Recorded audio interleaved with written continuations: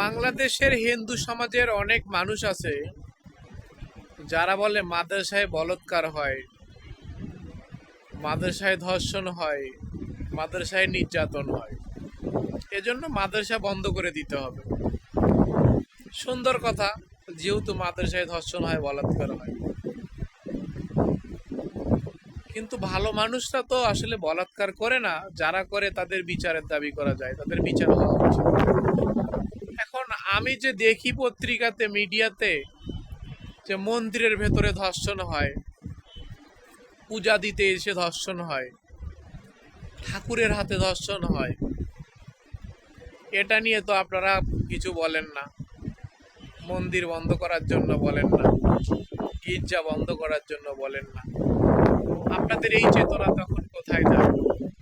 অনেকে বললে বিশ্বাস করে না যে মন্দিরে ধর্ষণ হয়, পুরোহিত ধর্ষণ করেছে, ধর্ষণের অভিযোগে আবার গ্রেপ্তারও হয়েছে। এই যে দেখেন মিডিয়াতে আসছে, প্রমাণ দেখেন, আপনাদের বিশ্বাস হয় না? মন্দিরেও ধর্ষণ হয়, যারা ধর্ষণ করে তারা ধর্ষণকারী, তাদের বিচার হওয়া উচিত, বিচার হতেই হবে, কিন্তু নির্দিষ্ট একটা নিয়ম মেনেই হবে। যে দোষ করেছে দোষটা তাকেই দাও, সমগ্র জাতিকে কেন দিতে হবে? সমগ্র মুসলিমরা খারাপ না, কিন্তু মুসলমানদের কাছে সমগ্র হিন্দুরাই খারাপ। কেননা হিন্দুরা মূর্তি পূজা করে, প্রকাশ্যে আল্লাহ শিরক করে।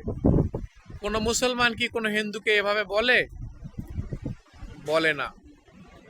আপনারা নিজেদের ধর্ম ভালোভাবে পালন করতে পারেন না, ভালোভাবে জানেন না, বাংলাদেশের মুসলমান নিয়ে, হুজুর নিয়ে কথা বলতে কেন আসেন? মাদ্রাসা বন্ধ করার জন্য আপনারা এত চক্রান্ত কেন করেন? নিজেদের দিকে আগে